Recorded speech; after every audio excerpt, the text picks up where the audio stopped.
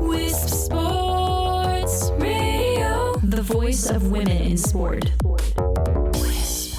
Hello, and thank you for downloading The Bolder Woman here on Wisp Sports. This is Season 1, Episode 16, and I'm Chris Stafford. You've tamed the voices in your head. You've put your courage to the test. Laid all your doubts to rest. Your mind is clearer than before. Your heart is full and wanting more. Your future's at the door. Give it all you got. No hesitating. You've been waiting all your life.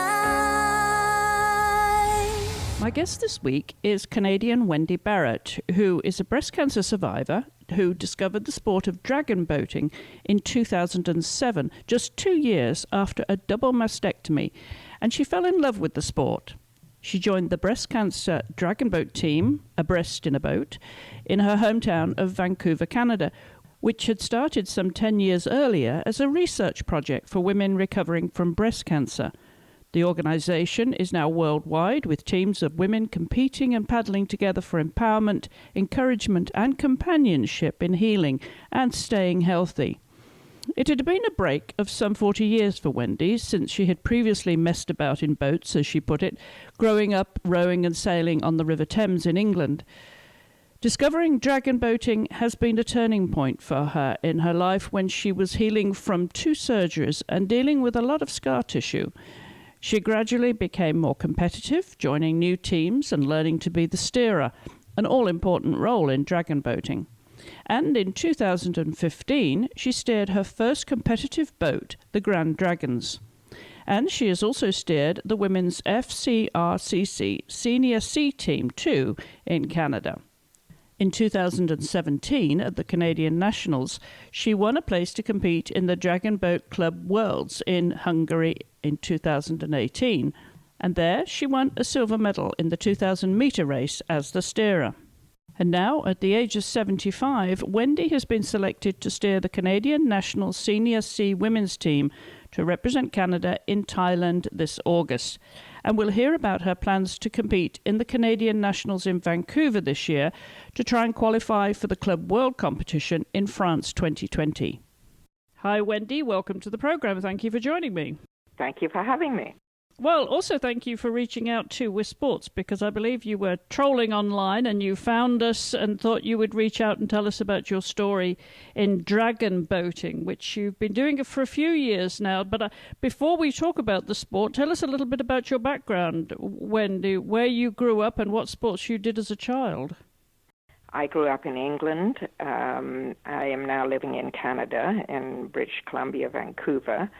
As a child, I grew up by the Thames, and the sports that I was involved in there were, they weren't really sports, but we sort of messed about on the river in boats. So I did a little bit of sailing, I did a little bit of rowing, and a little bit of paddling in a Canadian canoe, but not at a racing level. So I was discouraged from taking part in competitive sports at the time because my mother considered it too aggressive for a woman. I'm now 75, so I grew up in the 50s and 40s, and it was not, it wasn't on for us to be too aggressive. Right, and I'm wondering if you're a lady. I'm wondering if your mother ever got a chance to know that you've taken on a sport which she might have considered aggressive. Actually, she's dead, and I think that releases me to just go ahead. And I take particular delight when the coaches say, be more aggressive. It's like somebody let me off the leash. They certainly did. And when did you move actually to British Columbia from? When did you leave dear old England? I left dear old England in 1968 and moved to Vancouver, British Columbia, where my grandmother lived and where my mother had been born, even though she was brought up in England. So where did the interest, and obviously you had an interest in water sports with rowing, but sailing back by the dear old Thames there. Now what about when you got to British Columbia? Because very similar climate and obviously lots of access to water. Where did the inclination and how did you gravitate towards dragon boating? In 2007, 2 years after I had been diagnosed with breast cancer and had both my breasts removed, 2 mastectomies, and I'd heard that there was research going on getting women in dragon boats in the Abreast in a boat team that had started in Vancouver. Because there's a lot of scarring in our chests, and we, up until that time, had been discouraged if you had a mastectomy from doing much upper arm exercise. But a doctor here, Don McKenzie, decided to do research on what would happen if he got women breast cancer survivors in a dragon boat. Which is a boat that has 20 paddlers. So he started a team, and it gradually caught on. And I decided, sort of out of the blue, well, why don't I try?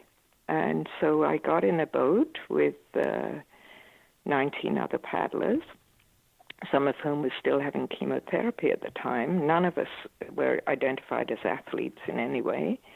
And we started paddling in what's called False Creek, which is a body of water that's actually in the center of Vancouver. It's great because you sort of are paddling in the middle of the city, surrounded by the city lights, and it's quite beautiful. We just started paddling together from very basic levels. I enjoyed the companionship. I loved being on the water. And I really, for the 40 years that I'd been in Canada up to that point, I had not been on the water really at all, or involved in any sports. And as... Well, it's interesting. You said that none of you were considered to be athletic, and you had not been competing or participating in any sports, Wendy. So what about the fitness level? Because you'd undergone drastic surgery there, and you were coming from a sort of pretty base level of fitness to what I would imagine is pretty demanding physically as a sport. What did you do to prepare yourself? Well, Abreast in a boat team was great because when we went into the regattas, our mandate was to come first in our lane, not to win. We just would come first in our lane, which took the pressure off so that the emphasis was on, you just got there and you paddled from the beginning to the end of the race, and that was a triumph, the fact that you'd just taken part. So, that took the pressure off, but it still allowed us to participate in these kind of fun events where paddlers would come from all over the world and up to very high levels into these regattas. And then there would be a sort of recreational paddling level component, which the Abreast in a boat people were in. And we would compete with people who were at our own level. So we got to take part in the event without feeling the pressure to win. And so that was very encouraging. We were encouraged by our coaches to, go to the gym and do all of that, most of which we did not do. But gradually some of us would. I think that I got a bit of a bug to, I sort of thought, well, I wonder if I can, I liked it when we did go fast occasionally, or I went on another boat that was more competitive because they hadn't got enough paddlers, and I sort of hopped in as an extra paddler. And it was quite a thrill when we would go really fast. So I became curious as to what would happen if I pushed myself a bit more, and I joined another team, which was a mixed team, men and women, who called the False Creek Granddragons, and they were all over 60, and they were quite competitive, and they had a good coach. So I kind of joined that team and became more competitive and sort of pushed myself a little bit more, went to the gym a bit more often, and I was in breast in a boat for 5 years, and then I went to Granddragons, sort of overlapped 1 year, and I was with them for a few years. And then in 2017, I'd steered a little bit in the dragon boats, and I was invited to steer for a more competitive team still called the Senior C team, and I did that, and we took part in higher level competitions, and I kind of upped my fitness level. I was paddling outriggers as well, which is where we go out on in the open ocean in a 6-person boat, and we paddle both sides. In a dragon boat, you only paddle on one side, and so that was better physically, and I kind of liked the waves. So this must have developed quite a bit of strength then, certainly upper body strength, Wendy. Yeah. Has it surprised you how enthusiastic you've become about a sport later in life? Yeah. I never liked going to the gym particularly, but it seemed but I love being on the water. So, and when I started steering, because I had bad balance, especially since I'd had, my breasts off, my kind of standing upright balance was a bit off. And I thought, well, if I stand up in the back of this speeding boat that's 40 foot long, or 42 foot long, with all these paddlers and all the waves, I'll probably learn to balance better, rather than going and standing on balance boards in the gym and trying to do it. So it was driven by health needs and the fact that, as you get older, the thing that we damage ourselves most with is falling over. So I sort of thought, well, I need to keep my balance, and you have to have a lot of core strength to steer. So, in fact, I started going to a personal trainer, which I now do twice a week, who pushes me to do things I never thought were possible. So has this surprised your family too, then, who never saw the athlete in you until later in life? Well, my partner Ingrid is very proud, and also, it has been a change in lifestyle because the team I've ended up with and the demands on me are very high in terms of time.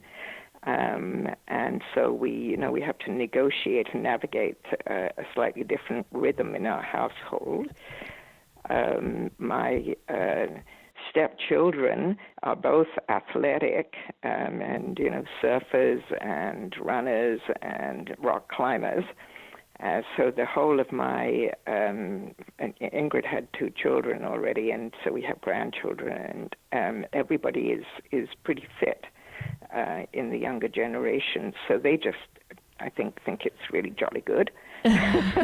Well, you're keeping up your end of it, Wendy, by the sounds of things. Yeah. I don't want to be a dependent old sick lady if I can help it. Now, what about Ingrid? Does she join you in the dragon boat? No, it's not her thing. She doesn't like getting wet on the water, and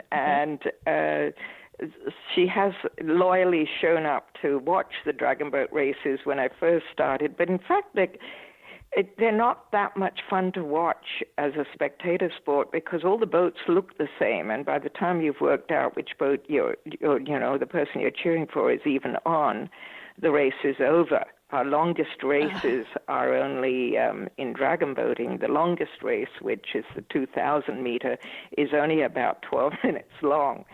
The other races, the 200 meters and 500 meters, are, over in, a minute or 2.5 to 3 minutes. So it's, and there's an awful lot of waiting around. So it's, she came a few times and then decided that she had better things to do with her time. Fair enough. I was going to ask you, actually, about the distances that you race, because this is new to me. I have not spoken to anyone who does dragon boating. I've heard about it, of course, but it looks like, your 0 to 60, so to speak, is crucial, right? With any of those distances. Yeah. It's, a huge amount of it is won at the beginning. Right at the beginning. The first 3 strokes, the first 5 strokes, we practice over and over and over. So the paddlers really, really have to build up a kind of, muscular system that can go into full pace from a standing stop immediately. So we do a lot of practice. And we have a very competent, world-class coach who really, really, really pushes the athletes to their limit and beyond. And some of these women and men, I'm in the Senior C team is a mixed team, but I steer the women's part of it. And sometimes I steer the mixed team we have, which is half men, half women in the races, but mostly I steer the women. And how often do you train then, Wendy? We train, we spent the whole weekend on the water, all Saturday. There were maybe 4 sessions on Saturday, 4 sessions on Sunday. That was a training camp. On most weeks, we are on the water 1, 2, 3 times a week at the moment in the dragon boating, and I'm on the water twice a week with outrigger paddling. Because when I steer, I don't paddle, so I get my paddling in on the outriggers. Sorry, go ahead. I was going to talk about outrigger, but we're talking about dragonboat. Well, I'm curious, actually, the crossover here as to you mentioned you can with the dragonboat you can be rowing on either one side or the other. You get to choose your preference, but while the outrigger you're going to be rowing both sides. So, how do you choose which you prefer? Do you go with your dominant side, or do you find that the outrigging gives you the chance to offer yourself on both sides of the dragonboat? Usually you are stronger on one side for paddling, and it is paddling, not rowing. Rowing, you look where you've been, and paddling, you look where you're going. Where you're going, yes. Yeah. And it's a very different stroke. And in the paddling, in the dragon boats, the coach will figure out which side is your strongest, and then they develop that very, very strongly. But in the outrigger, you paddle, we paddle maybe 15 strokes on one side, and then we then we swap the paddle to the other side, and do 15 there, and then back and forth. So the coach encourages the paddlers in the dragon boats to also go on the outriggers, so that they develop both sides and don't get too one-sided. Do you use the erg machine when you're not on the water to train? You do? Yeah. They do testing on the erg machines. And so your fitness level then is obviously, compared to what it used to be, considerably better. I mean, in terms of your all-around health now, Wendy. Yeah. I mean, it's and it's sort of painless, because it's not been all about the discipline of going to a gym. Because being part of a team, you kind of, there's a camaraderie to it, and a sense, you don't let everybody down. Mm-hmm. And so it's different than, forcing yourself on a one-on-one basis to to go and do a workout. And for me, I kind of like the camaraderie. Yes, I can just imagine, too, being such a large team. Now, let's talk about your career highlights, because you've been competing now for a few years and travelled quite extensively, haven't you, with the sport? It's given you opportunities that you otherwise might not have had. That's right. Well, I would say the breast in a boat highlight was going to take place. It was when we went as a Canadian team, Dragonboat team, and took place in the Royal Jubilee flotilla on the Thames in 2012.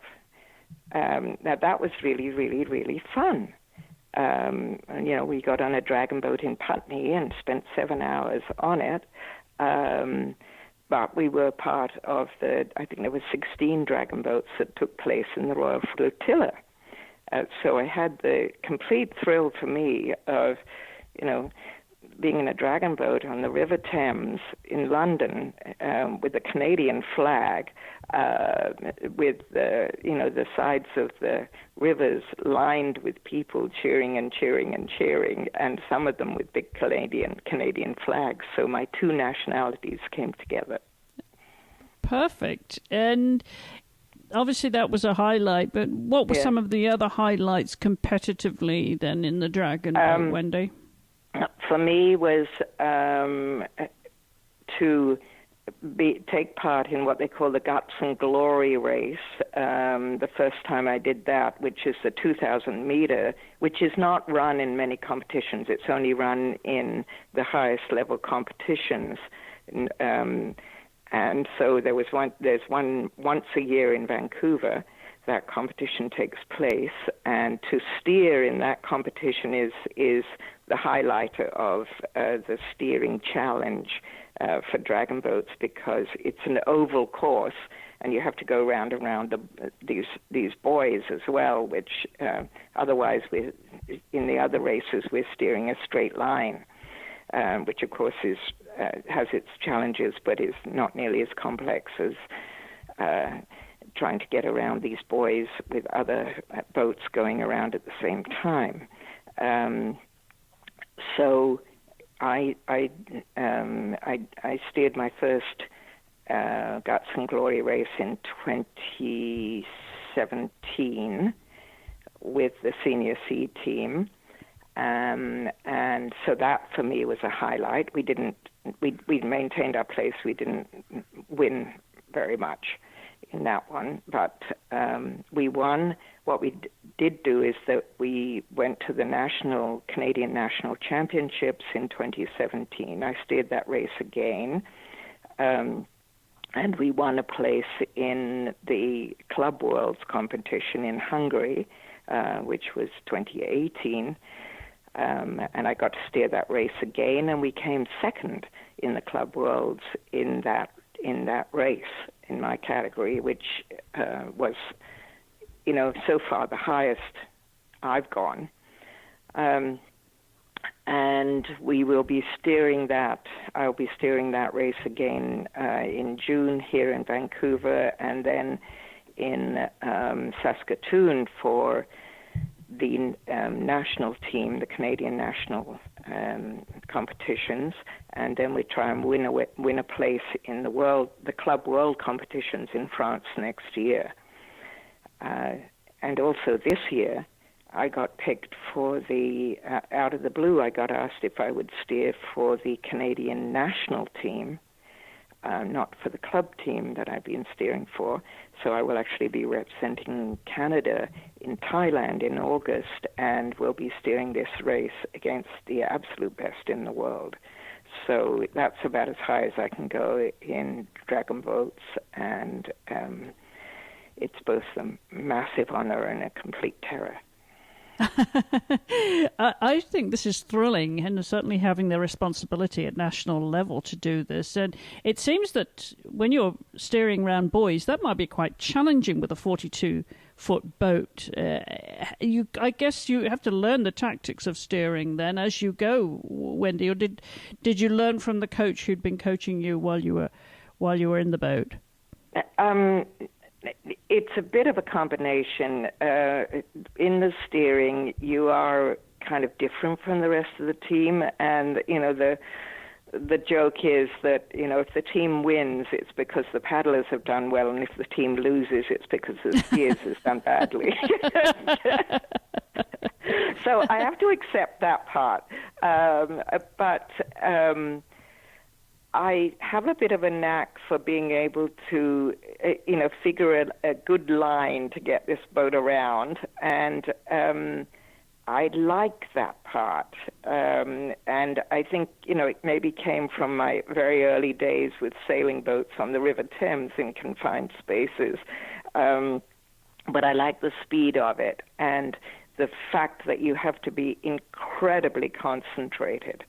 And that there's a in the steering round the buoys, there is a complete terror and thrill because there's no room for error, and you can't crash these boats into each other because you could do bad damage, but we come really pretty close at times. And the coaches have, my coach has been encouraging me to be more aggressive, which I like, and to take control of the boat, which I'm still working on, because it's like having 20 thoroughbred horses, all who know exactly what they're doing and are going to, if you make a slip, they will definitely yell at you or glare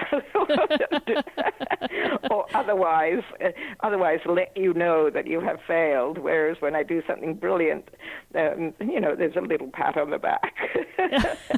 Not as much as I'd like, but there you go. And I found that I really, really felt incredibly alive and strong and powerful when I would turn this boat around the corners and pull it off and pass other boats, because I'd been able to get closer to the buoy than they had. Well, I'd imagine that's ultimate empowerment, isn't it? When to do that. I want to ask you a technical question here. You mentioned earlier about being the fastest in your lane, not necessarily winning. Explain to those of us who are not familiar with the sport what that actually means and how many boats you would have in a race. Okay, there may be up to between 6 or 8 boats, and there would be lanes in the water. Say if you're doing a 500-meter race, it would be a straight race, and you would have to keep your boat in your lane. And then we'd line up at a start, and then there's a starting gun, quite literally, or a hooter that goes off or something. So, and it's timed electronically, and you race absolutely flat out for the 200 or the 500 meters in a straight line, and until you cross the electronic line at the other end. So everybody's going as fast as they can in their lane, and you must not cross into anybody else's lane. The lane's not necessarily completely blocked off from one another. There's usually a few buoys down the lane that you have to stay within. So you race down the lane, and you hopefully get there faster than anybody else. That's when you win. But in breast in a boat, because we had very vulnerable people paddling, we were often in competition with other teams who were not dealing with such vulnerabilities, then we would just encourage people to finish the race. So that was our first in your lane thing. Okay, now I understand. And in terms of the boat itself, presumably the one at home there is owned by your club, or because it's such a big boat. How do you get your boats? Or do you rent them when you go internationally? How does that work? Internationally, we don't move with the boats. We take up paddles. I don't take a steering oar. I just have to use whatever equipment they have where we go.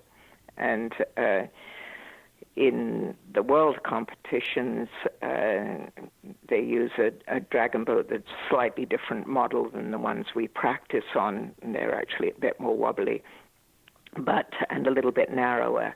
But our boats are about 1 meter in width at the widest part, and they're 42 feet long.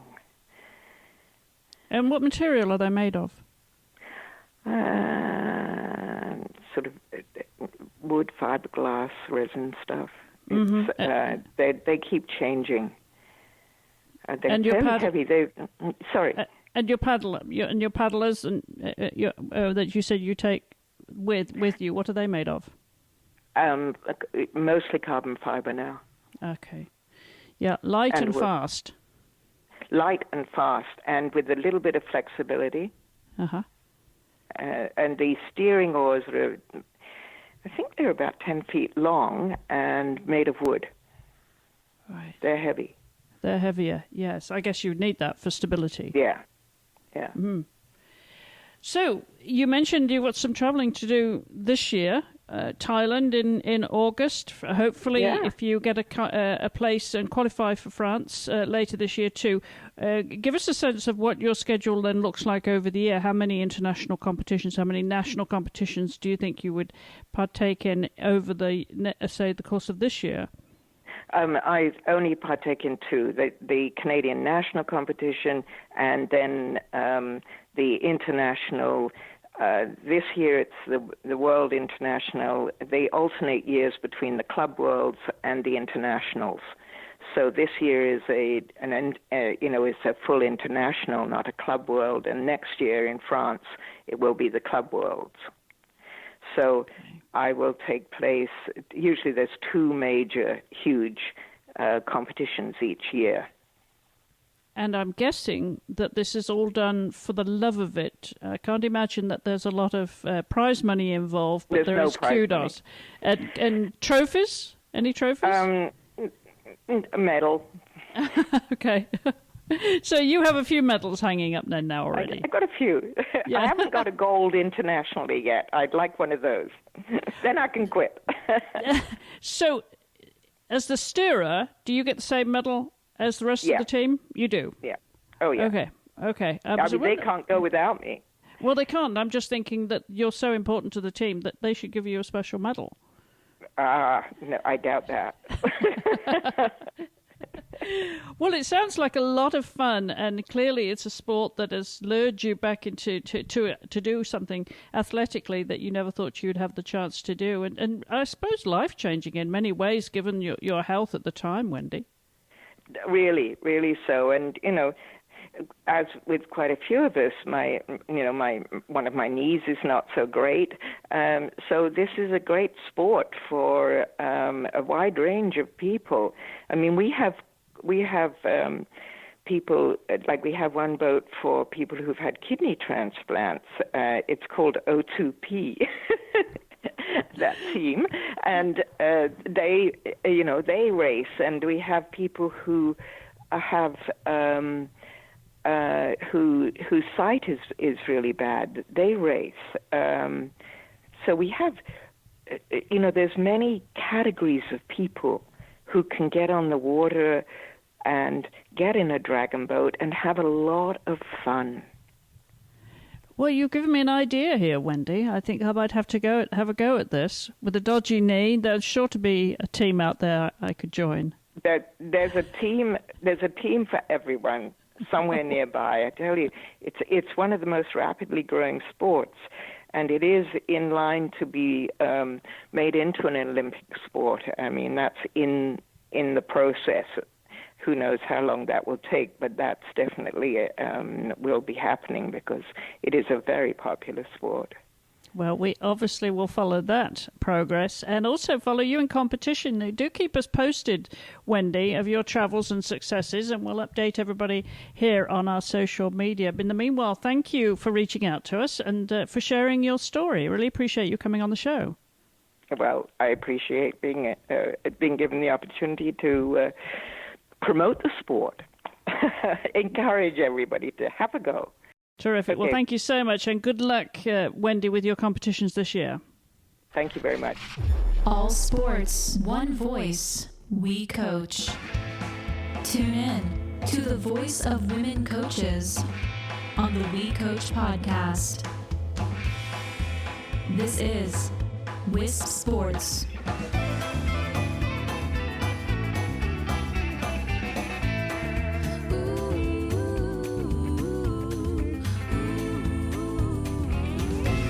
And if you'd like to find out more about dragon boating, do visit the show notes accompanying this episode on the website at wispsports.com.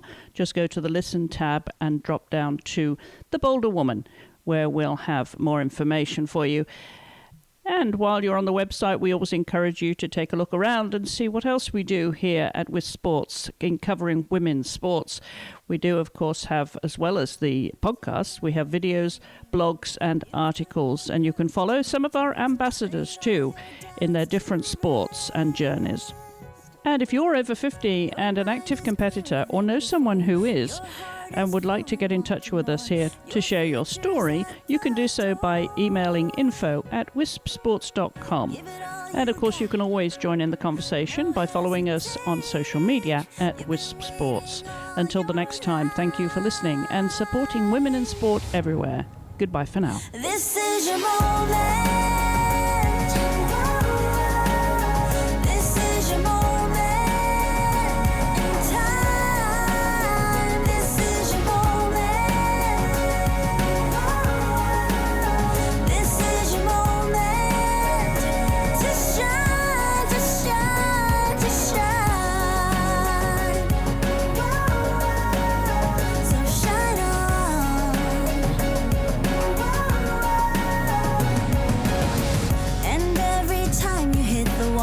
Remember, you can have it all, even the mighty fall.